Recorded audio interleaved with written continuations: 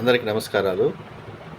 మీరు ఇక్కడ చూస్తున్నటువంటి 25 హామీలు టీడీపీ కూటమి మనకు ప్రకటించినటువంటి టాప్ 25 హామీలు.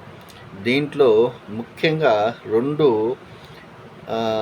మొదటి సంతకాలు మనకు చెప్పేటటువంటి మొదటి 2 సంతకాలు టీడీపీ కూటమి అధికారంలోకి రాగానే మొదటి 2 సంతకాలు అనేటివి చాలా ముఖ్యమైనటువంటి.